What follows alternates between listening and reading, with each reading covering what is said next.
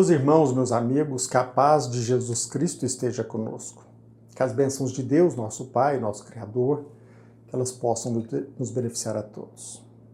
Há poucos dias eu compartilhei com vocês um texto onde eu perguntei se o envio, o compartilhamento de vídeos pelo WhatsApp não estava incomodando. E se os meus amigos, eles concordavam ou não com o envio de vídeos, seja vinculados a assuntos espirituais e a assuntos políticos. O nosso objetivo não é incomodar. Nosso objetivo, tanto no canal que nós desenvolvemos para tratar de assuntos com um foco vinculado à política, como também a um outro canal para assuntos espirituais, Jesus Vive, compartilhe esta ideia, o nosso objetivo é conscientizar. Agora, logo no início eu quero fazer uma pergunta: o que nos move? Nós não levantamos uma barreira, um obstáculo entre o nosso caminhar do ponto de vista cidadão, como cidadão, e também o nosso caminhar como espírito imortal? Será que como cidadão nós não somos espíritos ou deixamos de ser? E como ser espiritual, como espírito imortal, nós somos espírito somente e deixamos de ser um cidadão? É claro que não. Nós não podemos confundir, é verdade, política com partidarismo. De minha parte, não pretendo, jamais penso, irei abraçar qualquer objetivo em me candidatar. A minha intenção é jamais me vincular ou me filiar a um partido. Eu quero me colocar por inteiro para que eu possa, imparcialmente, conscientizar a mim mesmo e ajudar os outros. Nós, espíritos imortais, vivemos na Terra e também no plano espiritual. Mas não esqueçamos de que Deus, nosso Pai, nós como espírito, e no plano espiritual também nós vivemos ali também num ambiente muito próximo, e por que não dizer material, numa matéria muito rarefeita. Por que eu estou querendo dizer isso? Porque eu tenho percebido o seguinte: eu trabalho nas casas espíritas e com frequência eu tento auscultar o que está acontecendo. Eu faço pergunta para crianças, para adolescentes, e tristemente eu percebo que os adolescentes, na quinta, na sexta, na sétima série, eles sabem muito pouco, eles aprenderam muito pouco na escola. Eles se felicitam quando eles conseguem responder 3 mais 3, quando responde 2 mais 2, mas eles se entristecem, eu noto, quando se pergunta a eles quanto que é 8 vezes 7, quando que é 5 vezes 3, 5 vezes 6. Nós deparamos um analfabetismo. Muito embora já na quinta, na sexta, na oitava, eles não aprenderam ainda cálculos básicos na área de matemática. Certamente porque não percebem que muitos querem nos manter na imbecilidade. Por isso nós precisamos conscientizar. O ato de ensinar é um ato político. Compartilhar ideias em benefício da coletividade é um ato político. O seu caminhar, a forma pela qual você dirige um carro na via pública é um ato político. Agora, eu percebo nitidamente que os políticos se interessam muito pela religião, pelos religiosos, infelizmente para manipular, mas os religiosos, aqueles que se dizem espiritualistas, não se interessam muito por assuntos políticos e eles vibram por isso. E eu quero perguntar para vocês: você, meu amigo, você, minha amiga, por mais simples que você seja, por mais simples que nós sejamos, por mais que, se for o seu caso, lhe tenha sido dificultado o acesso ao conhecimento de princípios básicos na área da matemática, filosofia, até mesmo você que lhe foi dificultado o acesso ao conhecimento da nossa verdadeira história, por mais indiferente, às vezes cansado, menosprezado, eu tenho certeza de que você sim já teve ciência do que aconteceu na Segunda Grande Guerra. Não faz muito tempo, eu assistindo um vídeo, eu pude perceber que um entrevistador, um podcast, ao formular uma pergunta para o entrevistado, ele respondeu sobre: será que naquela época, na Alemanha, ou até mesmo no planeta, ninguém tinha acesso àquilo que estava acontecendo, aquele morticínio, aquela matança na Segunda Grande G? E por que ninguém fez nada?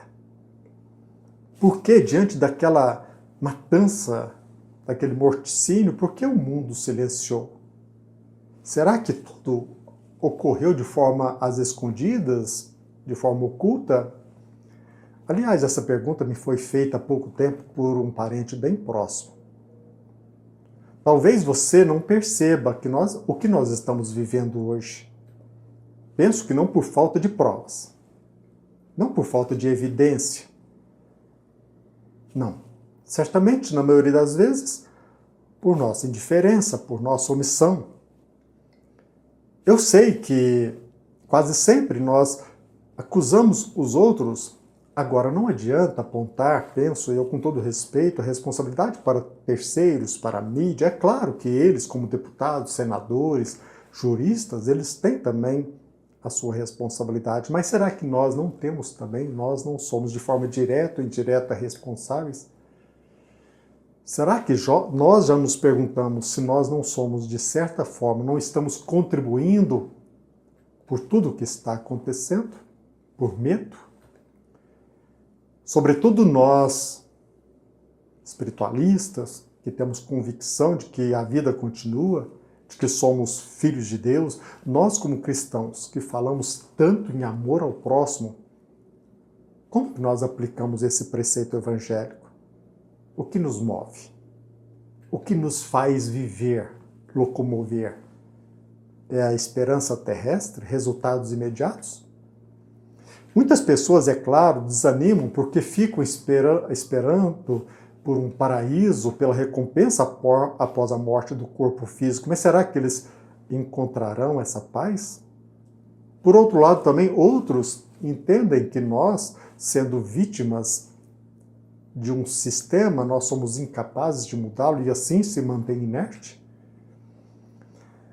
Mas eu compartilho com vocês um vídeo ao término da minha fala sobre o pensador Olavo de Carvalho. Ele, como defende, ou pelo menos fala a respeito do amor ao próximo, este convite, amar o próximo, representa dizer que não faremos algo somente pela esperança de que os nossos esforços serão ineficazes? Será que nós deixaremos de ajudar o outro porque nós não encontraremos resultados, recompensas, que o nosso trabalho não seja eficaz em benefício do nosso próximo? Será que nós devemos agir apenas pela esperança de que o nosso trabalho seja concretizado de forma imediata, que os nossos desafios sejam vencidos todos aqui de forma imediata?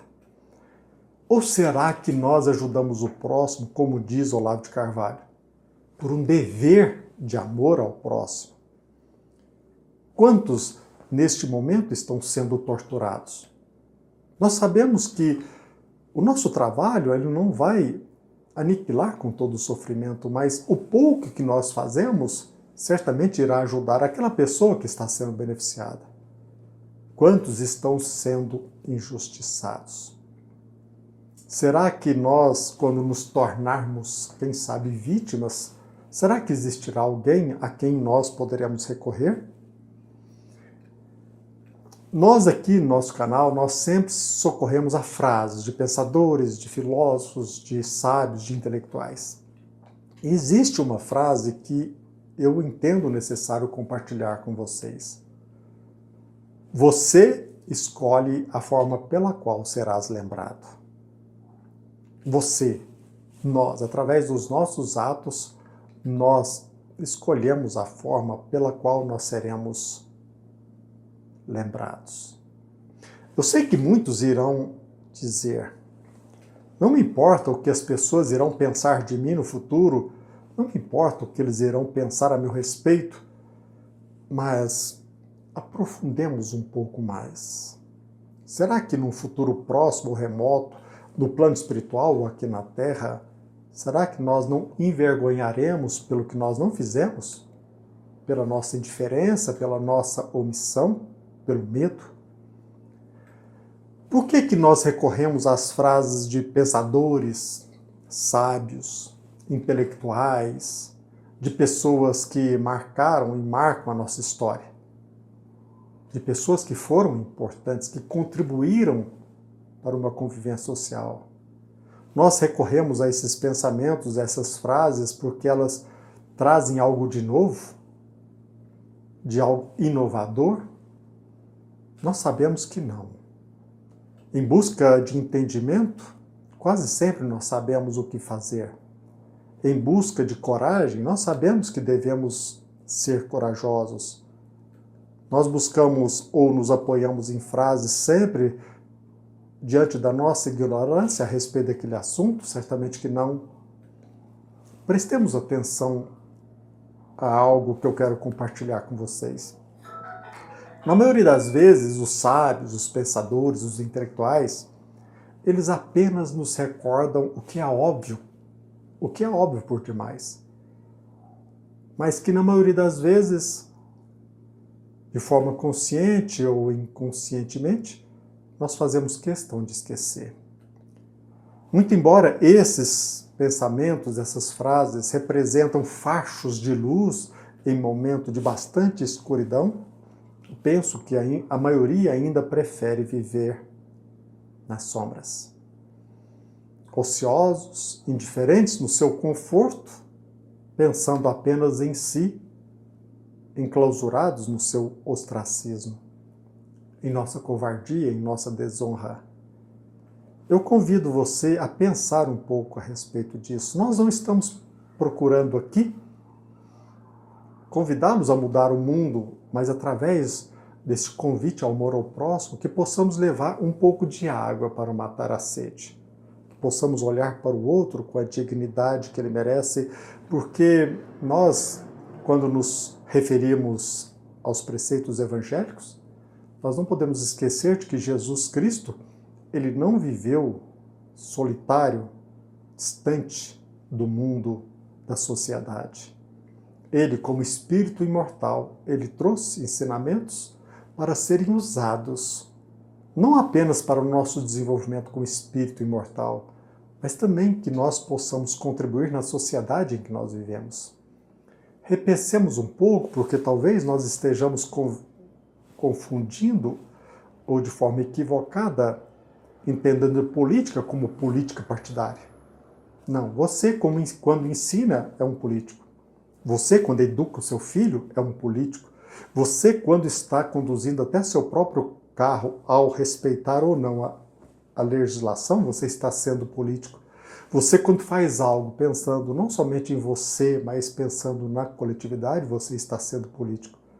É claro que a indiferença é o caminho mais sedutor, mas nós estamos aqui para quê? Para nos iludir? Não podemos deixar com que a indiferença nos anestesie. Então, eu vou compartilhar com vocês parte desse vídeo do professor Olavo de Carvalho, e eu já posso dizer que eu tenho aprendido bastante com ele. Que a paz de Jesus Cristo esteja conosco, que as bênçãos do nosso Pai, nosso Criador, que elas possam nos abençoar a todos. Que assim seja. Na vida terrestre, nós estamos continuamente acossados por problemas e sofrimentos que nós temos que enfrentar e temos que superar de qualquer jeito. Você não tem escapatória se não lutar nesta escala, tá certo? E você já saber antecipadamente que os seus esforços para se aliviar de certos problemas criarão outros problemas maiores e que isso jamais terá solução, tá certo? É uma ideia que, se entrar no indivíduo muito prematuramente, ele entrará num desencorajamento terrível. Não é isso? Quer dizer, você só tem duas saídas. Quer dizer, Ou ele vira santo instantaneamente, ou então ele desiste. Então, esse é um desafio terrível e que só poderá ser, vamos dizer, assimilado e enfrentado no decorrer da existência. É uma coisa para você pensar nisso muito tempo e você confirmar de novo e de novo e de novo e de novo, e até que você começa a entender realmente aquele negócio que diz o Cristo de você acumular tesouros no céu, não aqui. Ou seja, você tomar providências para uma outra vida, e o que implica que você vai começar a agir, tá certo?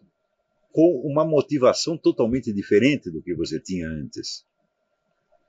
Você não precisa mais ser movido pela esperança terrestre, porque você tem uma outra.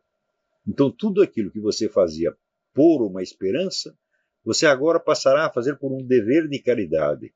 Esta é uma mudança fundamental no ser humano, né?